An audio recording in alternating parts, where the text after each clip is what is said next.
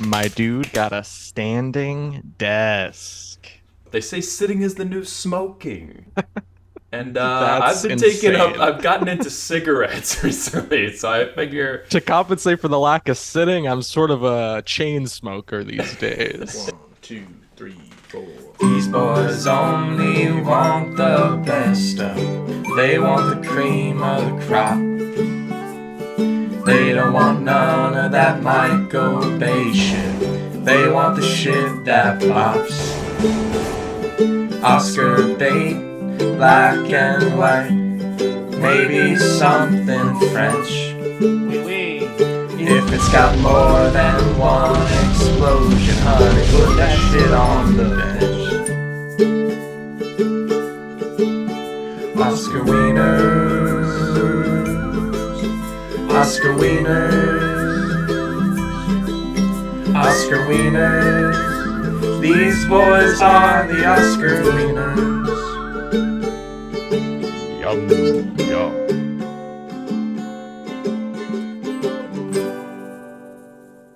Oscar Wieners. They made a fucking Around the World in 80 Days in 2021, I guess. They may. So I dug into some of the other versions they have. They're like, I found five different remakes. There's a So Pierce many. Brosnan version. There's a really Oh, racist animated version from the 80s. love that. There are like only three comments on it on Letterboxd, and all three of them are like pretty racist. For this movie being, from the 50s, it's and like being about what it's about, it's not as racist as it could have been, and that's the best thing I could say about it. It could have been so much more racist, It but could it's have been not. way racister. 5 stars. Left a lot on the table, thankfully. Welcome to Oscar Wieners, Yes. the only show on the internet where Hollywood's biggest night the only podcast on the internet where Hollywood's biggest night jewels exclusively with men named Vern. Fantastic. I love it. I love it. Uh, What's your this is a name? show where every week, oh, I'm Captain Nemo. Nice. And I'm world famous explorer Ichabod Sassafras. Kind of a bon vivant of the day. What's that? Like a world traveler, someone who really gets it, someone who's culturally progressed, advanced. I'm Michael. He's Ander. This is a show where every week we talk about a Best Picture winner at random. And this week we're talking about Around the World, the 1957 Best Picture winner, Around the World in 80 Days, directed by Michael Anderson. And No way. um, Our names? oh yeah, I guess you're right. I didn't think about That's that. fucking nuts. He's sort Cool. of a nothing guy who makes nothing movies. Sucks. I mean, the most Damn. the most famous movie he made was a movie called Logan's Run, this like sci-fi movie from the 70s that nobody talks about. So, I've kind heard of of probably it. sucks to be him. Jesus. This is a movie. It's based on the Jules Verne novel, and it's about a man named Pickering. No, a man No. named Phileas Fogg, kind of a good Yes. name, played by David Niven, who just like kind of randomly, it's such a low-key scene, is just sort of randomly challenged by like this, what is that club called? The Just Gentleman's some Club? random gentleman's club. Yeah. And not like a strip club, like an old school Let's real play deal. cards. Yeah, it seems really boring. It seems like a lot of like obscenely rich individuals who just kind of sit around all day. So Phileas Fogg is playing cards with a bunch of old, boring British men, and they're like, wouldn't it be like crazy if like you traveled around the world in like a short amount of time? And Phileas Fogg is like, Phileas? Yeah, Phileas Fogg Yeah. is like, I could do it. And they're like, yeah, totally, you could Phileas. And he's like, no, I actually could. And they're like, what? And he's like, I could travel around the world, let's say in like 80 days. And they're like, oh, fucking bet me for it. And then like that's how the And then fucking that's movie, it. that's how it is. And they start. Well, to be fair, like there's so much shit in this movie. Like the premise has to be introduced so quickly because you can't dwell on it. It's already 3 hours. Like, you can't really expound on this. I just wish there was like more conflict going into like the bet is it comes up so naturally that you're like, oh wow, it's happening. The inciting incident is happening right now. There are no stakes. There are no There stakes in this truly are movie. no stakes, Like, at worst, beef or otherwise. well, I guess he spends a lot of money on He this trip. spends so much. He spends so much money, and the bet is for like his entire fortune. I'm like, he's probably spending it right now. He buys an entire boat just to dismantle it at one point. Well, the bet at first it seems like the bet's not that much. It's like 5,000 pounds each. Like all these guys like get in on it. So like he stands to win 20,000 pounds, and I think Right. he also stands to lose 20,000 pounds. Yeah, I 'cause think he has stands pay to them lose all as out. much as as much as they put in. And it seems like it doesn't seem like a very big deal. Like it seems like he's wealthy enough that he could take that hit. But then over the course of the journey, he spends his entire net worth trying Yeah. to make this He thing. he has like a giant red purse full of money. Yeah, just like grab that, open the safe, and I guess that's all of his money. He opens his safe and just like dumps all his fucking bonds into a duffel and says, "Let's go on a trip." I mean, isn't that all of us though? Who doesn't just have a safe full of cash? Duffel I mean, full of bonds. at some point too, this to show how little stakes are in this movie. At one point, his traveling companion is Passepartout, It, played by Cantinflas. He's like a famous Mexican comedian okay. of the era. Sort of like a kind of Charlie Chaplin physical performer. With sound. Yeah, but with sound. Nice. And so he tells Passepartout, he gives him this giant red purse. He's like, to show how little stakes there are. He's like, don't let this bag out of your sight. Don't lose it. And guess what? He never does. That's so true. I'm like, at some point he's gonna lose this, and they're gonna have trouble getting to the next place. And it's yeah, like, it nope, seems like never a little happens. wink. No, he locked it down the whole time. He understood the assignment. He took care of business. Yeah. Fogg is also he's just like not passionate about anything. Like maybe I would think that there were high stakes if he was like concerned or excited. He shows no emotion throughout the entire no emotion or character development in 3 hours of film time. And that's not good for your main character, right? I half agree with you. I think once he meets I do The think his like princess. very quiet arc is like actually starting to like care about things and become slightly less tightly wound. I Um, disagree. I think he meets the Indian princess and she's like what is her kind name? I'm gonna pronounce this wrong, but Ayuda? There's a lot of Ayuda. Yeah, vowels. I think it's Ayuda. Yeah. Ayuda? But she's kind of Can't find who plays her. she's almost as disinterested as he is. Like she's attracted to his disinterest, which is I guess kind of a toxic personality trait. Like Oh my fucking Shirley MacLaine. She's yeah. back. She plays Princess Aoda. Yeah. You know, a In white a woman very playing an Indian tasteful princess. a very Nothing tasteful problematic there. She doesn't really do like brown face though. Like I think she's her right. She does. She's She does. noticeably. It's not like heavy, but like she's noticeably more Like tan. tanned. Okay, Yeah. great, love that. Yeah. So She's in a just quick Shirley MacLaine tangent, but she's in so many of these Best Picture winners. She's in 3 that we've done. I didn't even know that was her. Really? Yeah, you knew it It's- was her.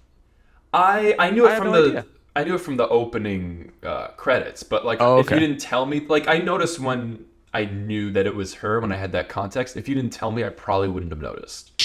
Her character, like she cares when there's time for the movie for her to in the movie for her to care, like about Fogg being sort of uptight and like only playing cards. Like they're traveling, like at various points they're traveling on, all different they're on all different kinds of transportation, and Fogg insists on eating the same meal that he eats, on a given day. Like, oh, it's a Wednesday, so I have to have treacle tart and like fucking baked potato or whatever. Yeah, And like, he's very punctual. He's kind of OCD. He's like very obsessed with time and yeah. punctuality. And I And think like maybe she that's his appeal. right, but Not as a character, but she does challenge that at certain points. Like at first she's yeah. interested in it, but then like she does like kind of challenge it. Like at the end, the very end, when Fogg thinks he's lost the challenge, um, she's like, "Hey, this wall has like 10 clocks. Can we maybe only have one?" And he's like, "Whatever you wish, my darling, because they're gonna get married." Um, Which so it's like I didn't buy that one bit. there's like slight there's slut there's a bunch of Ew. slutty stuff in this movie. There's slight character growth, I guess. Yeah, I don't know. I didn't buy their relationship. It was so No, forced, I no. felt like. I agree. He I thought sort of maybe just if saves her because he like for no reason. I mean, like I guess he wants to except he save a doesn't person. really. Yeah, but he's just He sort of like, oh, hatches we the have to save plan. her. Yeah, it's Right. his idea to rescue her. She's about to be burned alive because her It's like she's a mistress or a wife or some sort of a romantic wife. counterpart to this very rich Indian um, elite person, I guess. And he's part they're part of like this like death obsessed religion. So it's like part of the again, I don't know how sensitive or accurate this is, but this is what the movie has Yeah, is like that's what we this got. this religion uh believe their god is like the goddess or something of death, and then like so the prince dies and it's like, all right, we have to burn your wife alive It with your seemed dead body or something. Yeah, it seemed like it was about like taking your quote unquote possessions with you into the afterlife. And Right. she's like, I don't want to burn alive. I'm kind of cool living. I think I would like that. So I guess they Yeah. just hatch a scheme to save her. But Passepartout does the heavy lifting. Like he actually saves her. Passepartout, kind of the ultimate sidekick. He's the coolest character in this movie. He's way cooler Yeah. than Fog. Fog is kind of a wet blanket. Passepartout is awesome. He does everything. He flies the hot air balloon. He bullfights. Like he every place that they go to, he's kind of like this focal point and like what's he gonna do next? Like he's awesome. He's a real bon vivant. The bullfighting scene, while maybe a little long, I Too was long. definitely perked up during that scene. I was like, "Oh, this is kind of I've never really seen bullfighting before or not bullfighting, but like matador stuff where like Yeah, I was surprised at how kind of low it seems more low stakes than I imagined. Like you picture the matador, he's like 50 feet away from the bull and the bull's charging full speed. But it's not really like it's more of a dance with the bull, I guess. yeah. 'Cause like yeah, after the once the red like whatever blanket flag, whatever you want to call it, is gone and like out of sight of the bull doesn't like charge. It just sort of he just sort of hangs out there. Yeah. I was like, oh, I this bull expected him seems to kind of like nice. I guess I've just been conditioned by like the Jackass gang that like bulls just like go after you no matter what. Right. I mean, there were some moments in this movie that felt it's jackass style, actually. Like when they're on the train, and the conductor stops the train and he's like, I don't know, we can't progress. This bridge is like coming to pieces. And then Phineas Fogg is like, I'll pay you a portion of my bonds to go across this thing at full fucking speed. And then the engineer just chugs some whiskey and says, let's fucking do it. Like, this era is insane. Like, you can just do shit like that.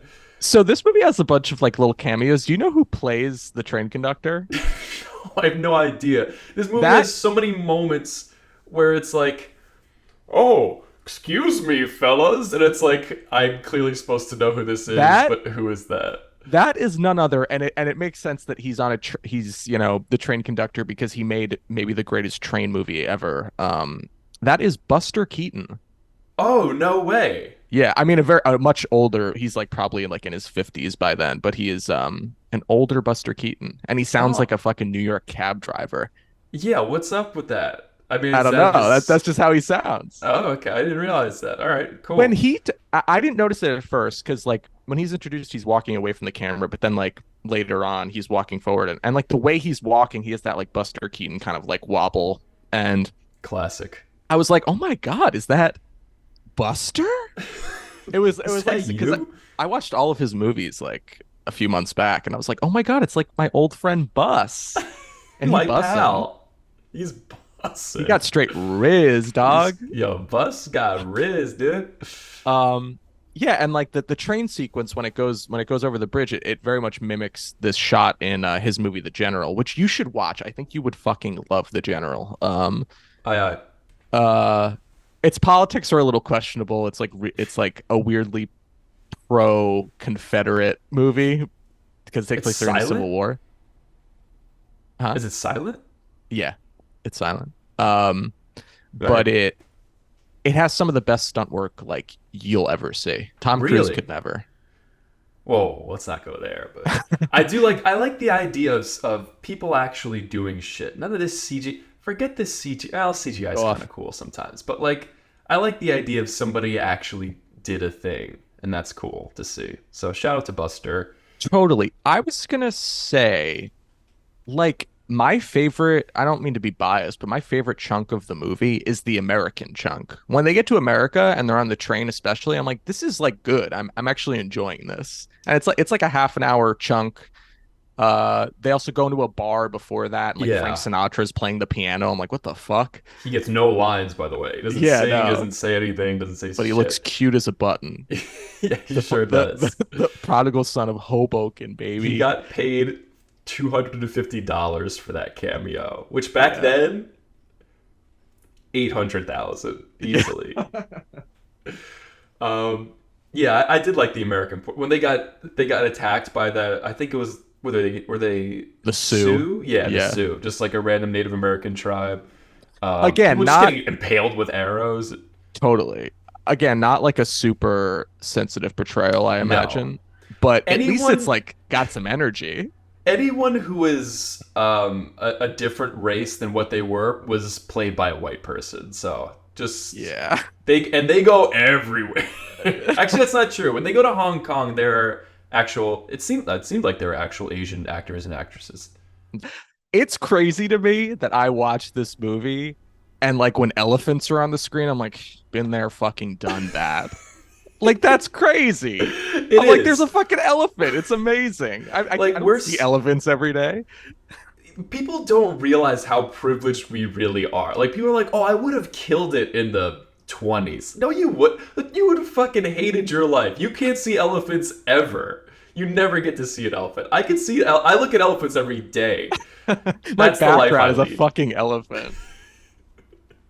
And I'm so disconnected from the image that I don't even see it anymore. I'm so numb to it.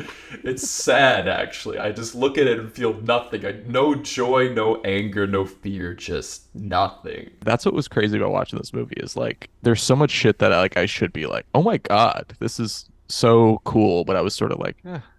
It's a little theme parky. What did you think? Just to let's jump back to the beginning. What did you think of like the 7 minute opening scene where this guy is just talking to you about Jules Verne? I love that. I thought that was actually really charming. It's like a PBS documentary for a couple minutes. Yeah, it kind of gives. At first, I was like, "All right, what the fuck is this shit? Like, this is a 3 hour movie, and this is the reason why." But I thought it added. I think it kind of set the scene of being. It kind of put me in the shoes of somebody in 1956 who was going to sit down and watch this. Like, you can't Google Hong Kong. You can't Google search India. You can't Google search England, the United States, wherever you are. You can't really see other places unless you go there. Um, and this kind of set the scope of like, here's this other, we took cinema took us to the moon. One day we'll go there for real. Now cinema's going to take you all over the world and we're going to show you these cool places. I thought it was a nice little prelude. I would have cut it. Really?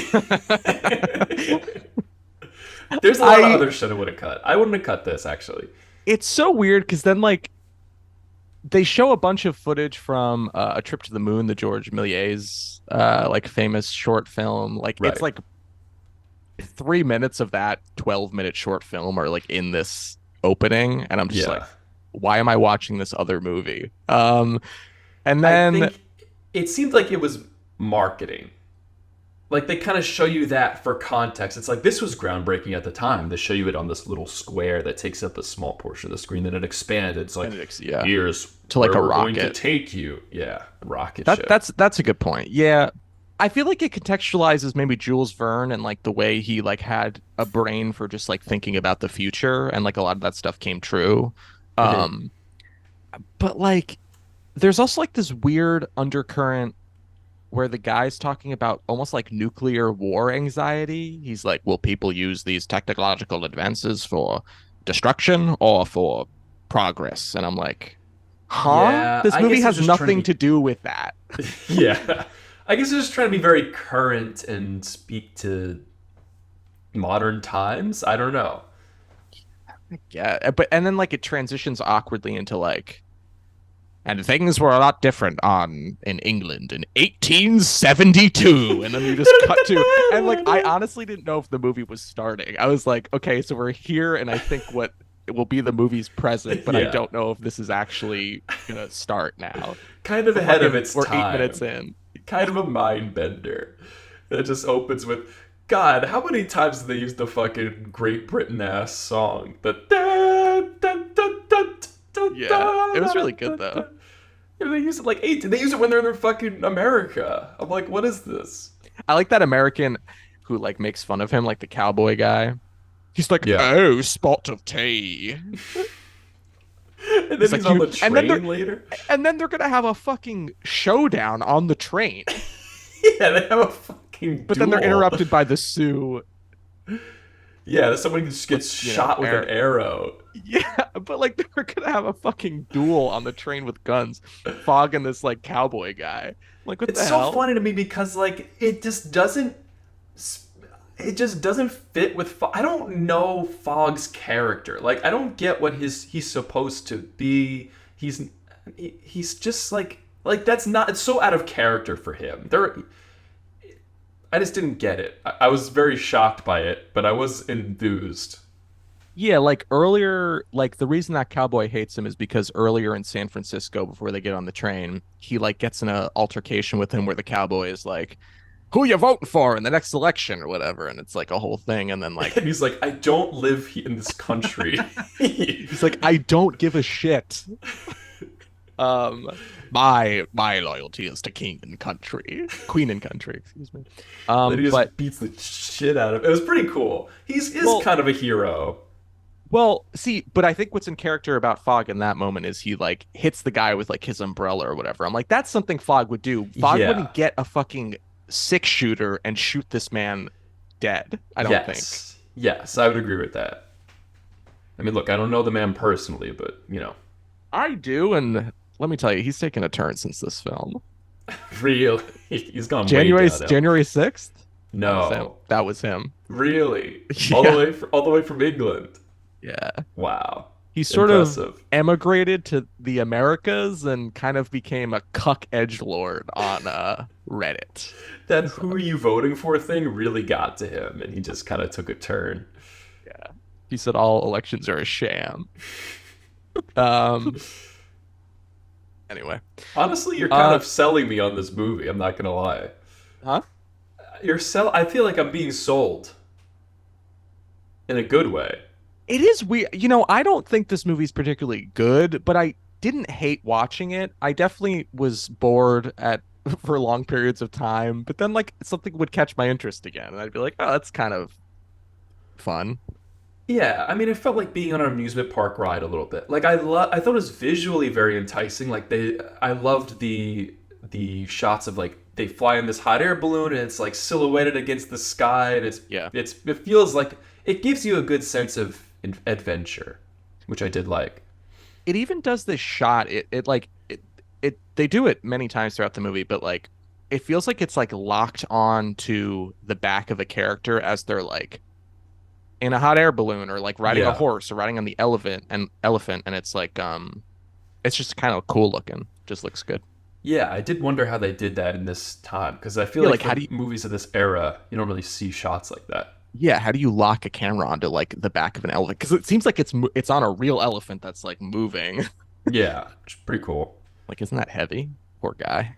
I think what made it I think what made it dull was that it's kind of the same plot loop every 20 minutes or so. It's like, "Oh, we can't take X transportation. We're going to have to take insert insane form of transportation here." And it's Yeah, that 5 times and then that's the movie. It's like, totally. "All right, I'm kind of done with this loop now." Yeah, and there's no, you know, you've said it already, but like Fog doesn't change. No. Uh, what is his name? It's Cantinflas's name. Prospero Passepartout. doesn't really change. Like, not that he has to change because he's sort of like he's like a Swiss Army knife of a man. Like he's just there Yeah. to like literally get whatever needs to be done. Um, And entertainment. He's which is definitely an interesting, but entertaining it's like character. right. But then there's no like emotional undercurrent. Like I don't really care No. about this guy really making it around the world in 80 days. I'm like, I don't Yeah. care. Yeah, I don't really like if he doesn't make it, it's like, okay, sucks. I Like guess you he's don't broke really now. care about his success, Yeah. which is funny because at the end he just completely forgets what day it is. This guy, I guess that's supposed to be the joke, is that he's so obsessed with time and he doesn't know that he has a day left. Right, because like the international date line or whatever, like he crosses into basically a different time zone and like gains a day, Yeah, and but he's doesn't like, I realize it. failed and now I'm broke. And it's like, oh, really? Why'd you spend Yeah. your money on this? I do want to bring up just Yeah. the Bank of England robbery subplot that runs through this movie. Like early Right. on, it happens, and I'm like, they're talking about this too much for it not to like pay off in some way. And then throughout the movie, this guy is like traveling with slash following Fogg because he thinks he's the one who robbed the Bank of England. Oh, right. He suspects him. He's like an inspector. Yeah, and then at the end, Fogg he gets on London soil or English soil, and then like he's immediately jailed. And then he's in jail for like 2 minutes, and then they're like, actually, we found the guy, so you're It's good. so flat. And it's like, was he only in here so you could have more tension of like, oh my God, he's not gonna make it on time to the fucking reform club or whatever Yeah, he's just to win always the bet. lingering around. Like, we didn't need to devote screen time to him if his impact was going to be so inconsequential, right? Yeah, like I feel like there's enough obstacles in this movie that you don't need like that extra subplot. It felt like it was trying to do and juggle too much. Yeah, like you could Like, shave we need off to. that subplot and you would Yeah. get rid of like 10 to 15 minutes. I think that's a mistake that a lot of these movies made, is that, like, in an effort to gain more spectacle and draw more eyeballs to it, it's like, we just have to cram all the shit that we need to cram in this movie. I guess that persists today to a certain degree, but Yeah. I wonder if that was in the book. Like it could be like a holdover from that. I don't know. I so doubt it. I feel like they got really liberal. I haven't read the book, but I Yeah. just get the feeling like this was like, no, we just need to go balls to the wall, include every star that exists in Yeah. 1956, and just sell a shit ton of tickets. Yeah. And they probably And bought the Oscar. Let's be yeah, honest. I was gonna say, and guess fucking what? They won the big cheese in the end. Yes, congratulations. Speaking Um, of the end, yeah, you want to talk about the ending? yeah, it's maybe the worst, definitely top five worst endings I've ever seen in a movie. It's What just you don't so you don't abrupt. you don't like when he just like sort of gets stopped in the street by like a Bible woman for a second just to hold him Oh up yeah, longer, and then like he walks into the Reform Club, is like, I'm here, and they're like, oh God damn it, like as the bell's credits. chiming. Yeah, yeah, and then the fucking bell, and then like Princess Aota comes in, and it's like, no women are allowed in the Reform Club, and she's like, well, maybe things are different now or whatever, and then it fucking fades to black, and then there's 10 minutes of credits. Yeah, there's no catharsis. There's no emotional swell. There's no like epilogue. There's nothing. Like for a movie that is already 3 hours, just tack on an extra 5 minutes of people being excited or upset or some sort of emotion, but instead it just ends. Well, that's why when we were at that scene in the end and there's 10 minutes left in the movie, I'm like, "Oh, I guess like, he's going to make it and then there's going to be some kind of like happy ending wrap up like epilogue." No, it Yeah. just fades to black and then it's 10 minutes of credits and I was like, "Holy shit." Credit sequence was great. Love that I ending credit sequence. As soon as it was over, as soon as like it faded to black, I was like, "Oh, I don't have to watch this anymore. Thank fucking God." So I know it was like a little bit animated and fun, but I was just Yeah, like, it was like a nice little like classic animation of just their adventures in the balloon. And I will say there's at least some vivid iconography in this. Like the hot air balloon is something that I'll remember and associate with this. Like it has it knew what to do visually yeah, for sure. that's true. I think, yeah, you're right. I was gonna say I wish the hot air balloon stuff was like maybe a little bit more interesting, I thought it but was almost also gonna be like its own character, like the DeLorean, you know? right, right. Yeah. But it's just sort of there are just like many beautiful shots of them just like flying over landscapes, which is like Yeah. still nice. But I was like, oh, I thought it was gonna be like you said, like a character, like it would have its own little quirks and like And that's why he spends so much money. Is he just buys shit and then abandons it. Like he buys the hot air balloon. He's like, I'll buy it. And then the boat. He's like, I'll buy it and then I'll give it back to you. I don't give a shit. I don't need this boat anymore. I do like the boat sequence where it's like they ran out of coal because they were burning it too hard and Yeah. fast. And like is it I think they're going to New York? No. Maybe England? I Um, don't remember. I think But I think that's like the last stretch they're getting to. Well, they were trying to get to New York and then they got sidetracked and some. right. And yeah, like they just start dismantling like the entire boat to like so it has stuff to burn for Yeah. fuel. And I think that's like kind of fun. It was fun. But yeah, then he just gives the boat away. He's like, "Yeah, you can have it back. I don't care." It's like take it. You bought it's nothing. It's been stripped completely. There's Yeah. nothing on it. But yeah, Uh, that's I think an adequate summation. I'm curious how the Jackie Chan version is. I wonder if that version's because it's like that version's like 2 hours. I wonder if it's any Um, good. Supposedly it's also pretty racist. And people, Really? it's a mixed bag. It's like people being like, "Oh, this is my childhood," and other people being like, "This does not hold up." Yeah. I remember seeing it. I watched it when I was a kid. I just completely forget what happens. I have this vivid memory of it being on at like a friend of a friend's house that I Eh. happened to be at. A friend of like my sister's, and I was there for some reason. And I remember A weird day. the dad the dad put on had Around the World in 80 Days starring Jackie Chan on the screen. And like I remember Arnold Schwarzenegger came up and I was a huge Terminator 2 kid. That was like my fucking favorite shit. And I was like, "Oh, it's that guy." And then he was like, "Hey, Arnold Schwarzenegger." I was like, "See, he gets it." I was like, "What a great day this is today." All right, good. I'm glad. That's a nice little pastiche. Would you like to hear the other nominees for the year of You bet 1957? your ass. Around the World in 80 Days wins. Thankfully, there's only 5 nominees this year. Next up, we have Friendly Persuasion. Oh, Fucking seductive. guess who directed this movie? It's gotta be Nolan from the Uh, womb. Christopher? Yeah. No, genuinely guess. He's a Okay. director that comes up basically every fucking week. Oh, it's gotta. Oh, it has to be fucking. We covered one of his movies already, and we're gonna cover What's- like two more. Is it Victor Fleming? No, you're in the right It- ballpark Is though. it Gentleman's Agreement? Fucking guy? No, who did that? I forget who did that. No, I don't think this was that guy. Is it Ford? No, you basically Who's have like left? two more choices. Um, Think about the Who old did shit Miss- we've talked about. who did Miss Miniver? Exactly, William Really? Wyler. Yeah, Okay, William Wyler. All right, man. directed by William Wyler. Friendly Persuasion, starring fucking Gary Cooper. The pacifist attitude of a Quaker family is tested as a result of the American Civil War. Oh. See, at first I read that I was like lame, but now I'm thinking about it, that's kind of interesting. Yeah. All right. Well, listen. I think he's bought some cachet with Miss Miniver. So Yeah, Sorry, it might Mrs. be it might be like another historical sort of domestic epic or something.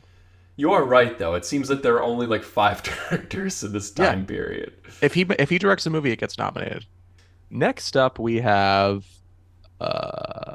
directed by George Stevens. I believe when did he die? Yes, this is I believe James Dean's final Whoa. finished film role.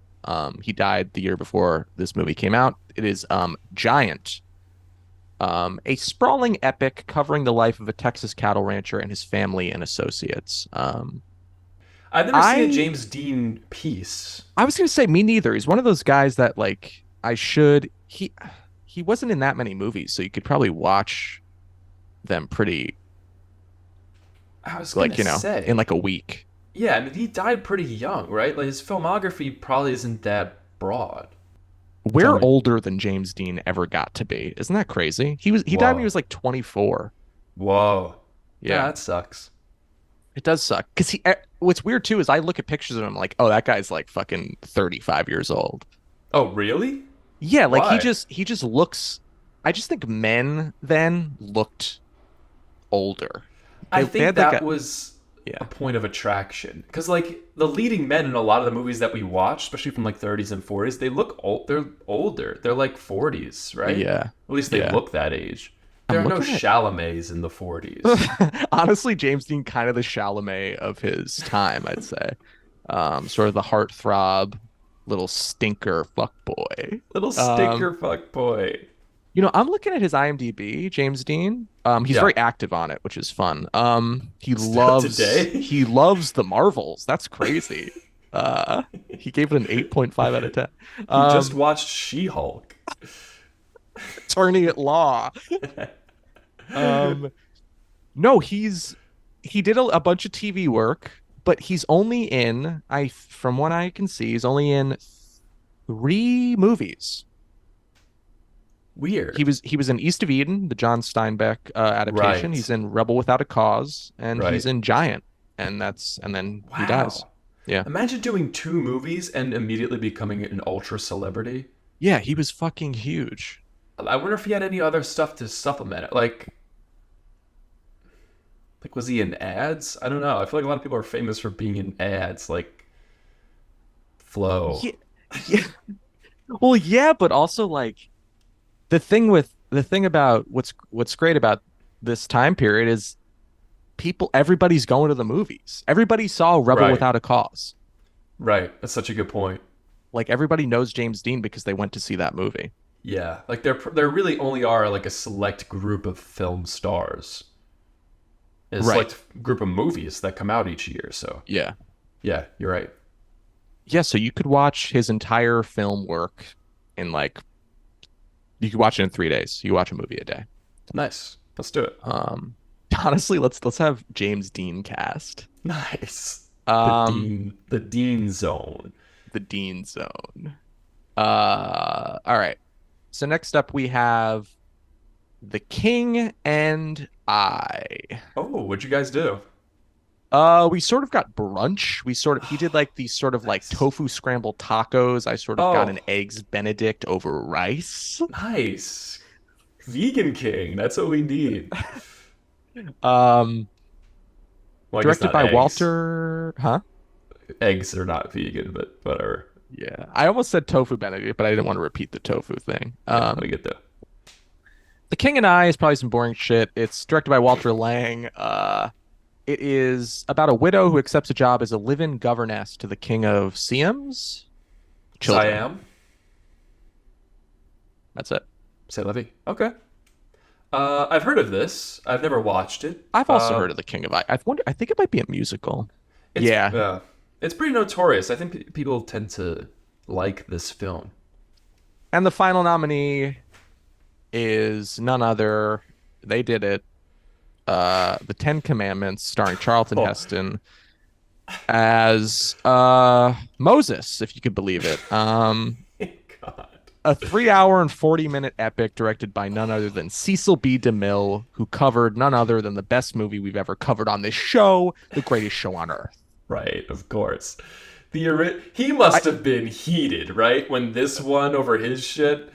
Because he's the king of spectacle. You're not. He probably was kind of pissed. I mean, Yeah.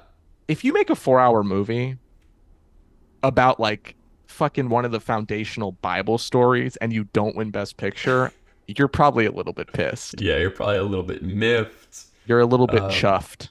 Yeah, you feel like maybe one got stolen from you. That's in color, correct? It is in color. It's actually his follow-up to The Greatest Show on Earth, I think, and it is his last film. Oh, He what happened? died. Did he die? He died 3 years later. Damn. R.I.P. Um, Yeah, my mom always, not always, but like every now and then will try to get us to watch that movie around Christmas time. So maybe I'll give it a spin. that's so charming. Um, I think he made a silent version. Let me double check this. With no captions either. It's the same exact version, it's just no audio. Yeah, no, in 1923, so 33 years, a significant number because Jesus Christ died when he was 33. 33 years earlier, Wow. Cecil B. Good DeMille show. directed a silent Ten Commandments that is half the length and Oh. probably half as good, I imagine. That's an interesting idea to be like, I did this exact idea. Let's run it back and I could do it way better. Respect for that. It is kind of cool. I feel like there are some examples of that, but I can't think of them off the top of my head, but of like directors. I think Hitchcock did it where he like remade his own movie like Oh, 20 years later. I like Which that. I think it's kind of a fun idea. Yeah. Yeah, those are the nominees. Do you think Around the World in 80 Days is Best Picture worthy? So what's funny is I don't like this movie very much. I think it has its moments, but like I do actually think this is Best Picture worthy. Like I get it.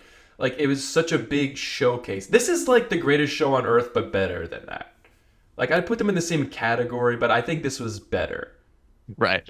You don't think so? I like Greatest Show on Earth way better, but I see what you mean though. It is like I basically agree with you. I think this movie Around the World in 80 Days kind of stinks, but is also a little bit undeniable because it's kind of impressively made. Yeah. Um, so there's that. Yeah, so I mean, I guess I just like story and characters much better. Like, it's the reason Avatar didn't win. Yeah, the spectacle was better than anything that's come out in the last 10 years, but I don't really care about the story that much, so. Right. Talking about The Way of Water. I'm talking about The Way of the Water. You know, I one know of you- the days I'm gonna fucking sit you down and teach you the way of water. Go ahead, go ahead. I know how it goes. Uh, But yeah, that's how I feel. Would you be interested in hearing what the people would like to say about this film? I absolutely would. Nice. That's great. I'm Because s- I've I'm prepared sort of- some reviews. I've sort of collected. itching I've, for it. I've sourced some reviews from folks on the internet. Would you say you sourced some reviews from around the world? It didn't take me 80 days. I'll tell you that much. It took me about 25 minutes. So suck on that, fucking. I Googled a picture of the Fog. pyramids in less than a second. That's my How's review. that? How about Fog? that? Fuck you, Phileas? fog. They went to 5 different lands. I went to 50 in less than half the time. So, give me a name for someone who's just a real bon vivant. What does that mean again? Like a worldly person, someone who's cultured, distinguished.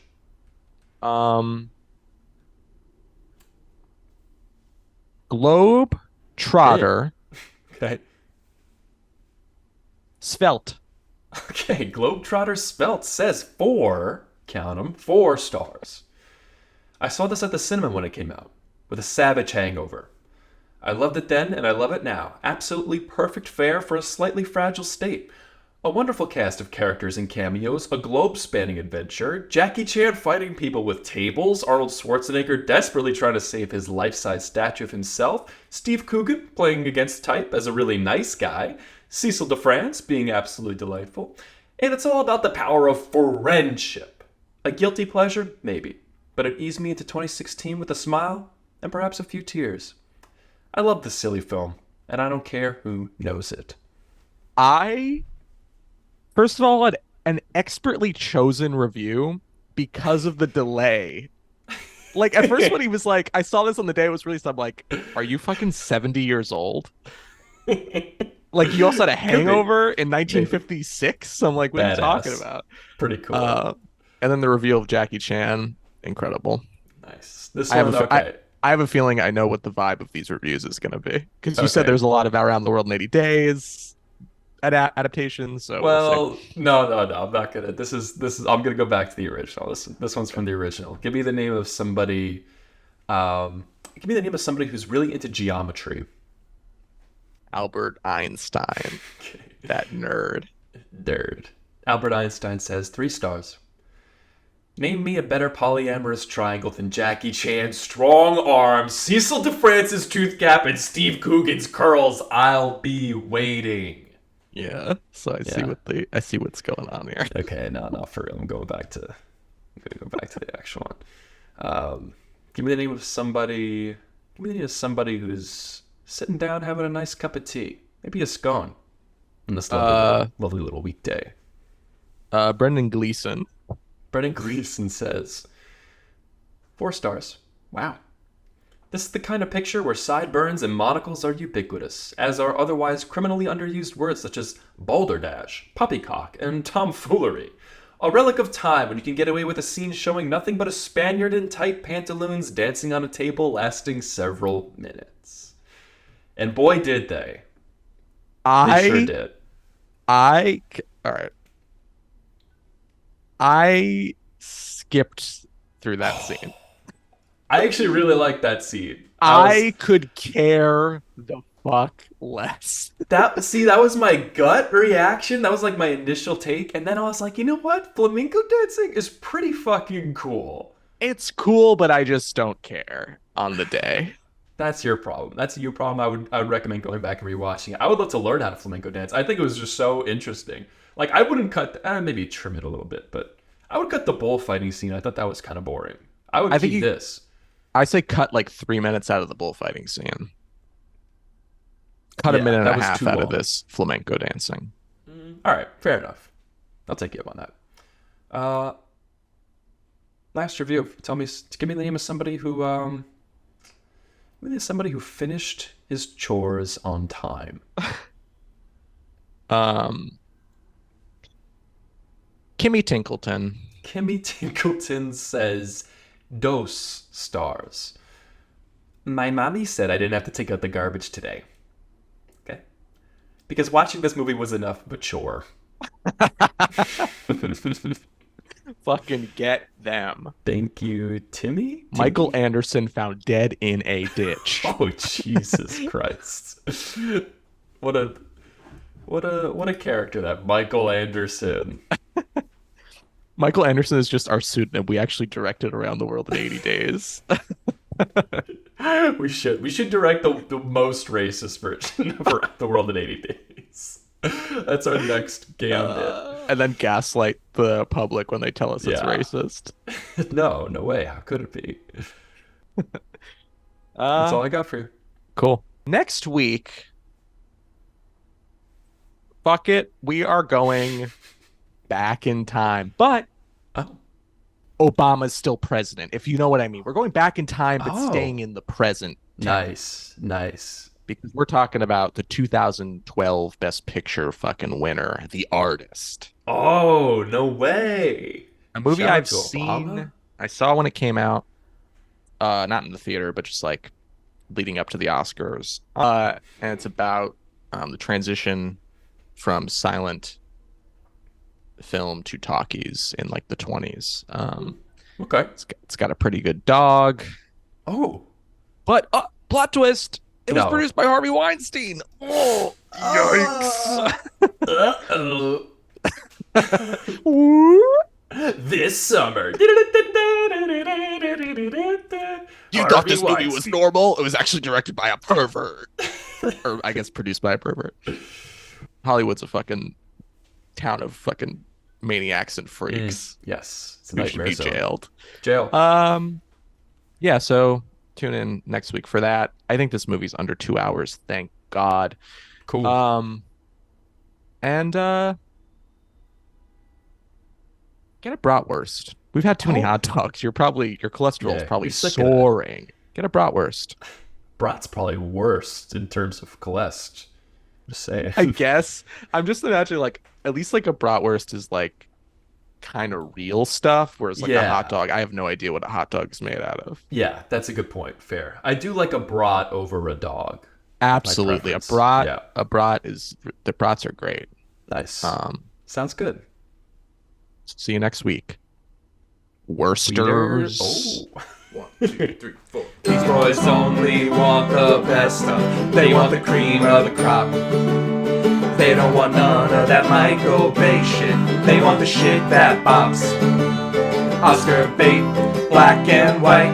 Maybe something French. If it's got more than one explosion, honey, put that shit on the bench. Oscar Wieners. Oscar Wieners. Oscar Wieners. These boys are the Oscar Wieners.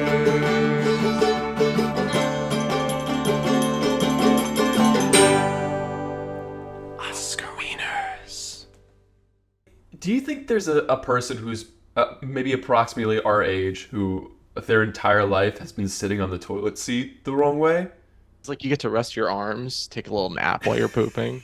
And just arms, elbows on the tank. Kicking God. his little feetsies. It's so adorable, but it's so wrong.